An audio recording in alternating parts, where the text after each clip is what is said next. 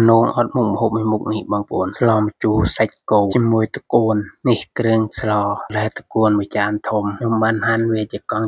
ទុករួចហើយ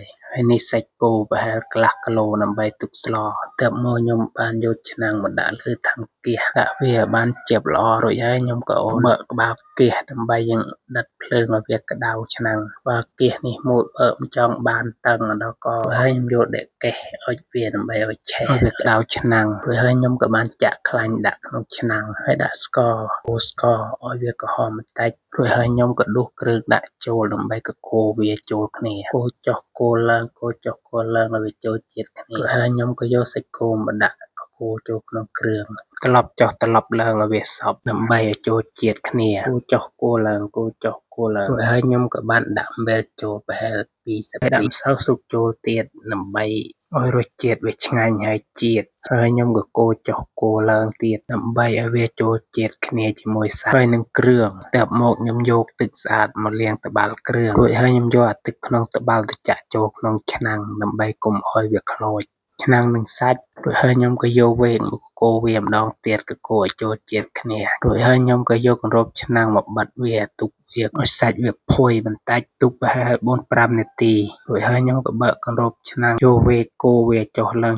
ដើម្បីមើលសាច់ថាវារាងឆ្អិនខ្លះហើយឬនៅទឹកនឹងសាច់ចូលជាតិគ្នាល្អណាមើលទើបមកខ្ញុំក៏ទៅយកបន្លែកូនយកមកដាក់វាក្នុងឆ្នាំងកូនផៅសល្អណាកូនដាក់ហើយដាក់ទៀតមិនចេះអស់ដាក់បន្លែនឹងច្រើនបន្តិចហើយស្លនេះពេលដាក់បន្លែចូលអស់ហើយខ្ញុំក៏បានយកវែកមកកូរវាដើម្បីឲ្យវាចូលគ្នាក្នុងស្លាច់ចុះត្រឡប់ឡើងកូរចុះកូរឡើងបើឈប់កូរទៅតកូនស្វិតចូលគ្នាហើយនៅតែកូរទៀតកូរ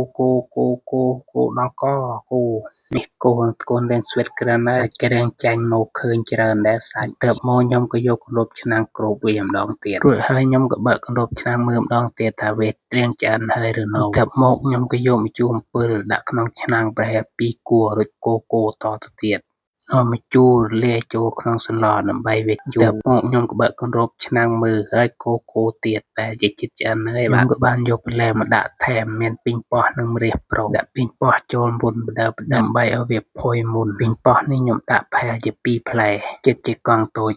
ពេលដាក់អស់ហើយបន្ទាប់មកខ្ញុំក៏បង់ម្រះប្រូតាមពីក្រោយម្រះប្រូដាក់រាងច្រើនតិចហើយដើម្បីឲ្យក្អូបឈ្ងុយឆ្ងាញ់ពេលដាក់អស់ហើយខ្ញុំក៏យកវែកមកកូរចូលគ្នាឲ្យសព្វកូរចុះកូរឡើងកូរចុះកូរឡើងកូរចុះកូរទៅតែបន្លែនឹងស្វិតចូលគ្នាអស់រលីងហើយនៅតែកូរទៀតកូរឲ្យឈប់មកហើយកូរទឹកសន្លចង់ខាស់អស់ហើយនេះទឹកសន្លបន្ទាប់ពីកូរបន្លែនឹងស្វិតអស់ហើយខ្ញុំក៏យកគម្របឆ្នាំងគ្របវាម្ដងទៀតទុកប្រហែល 5-6 នាទីបន្ទាប់មកខ្ញុំក៏បើកគម្របឆ្នាំងមើលវាម្ដងទៀតលើកនេះសន្លខ្ញុំក៏បានឆ្អិនហើយបន្ទាប់មកខ្ញុំក៏ដួសសន្លដាក់ចានដើម្បីយកទៅហូប 4-5-6 ពេលវេដួសចុះដួសឡើងសន្លជិតអស់ពីឆ្នាំងបានហើយទុកឲ្យគេខ្លះចង់ពេញចានហើយនេះបងប្អូនគួរចង់ហូបទេដួសចេញពីឆ្នាំងថ្មី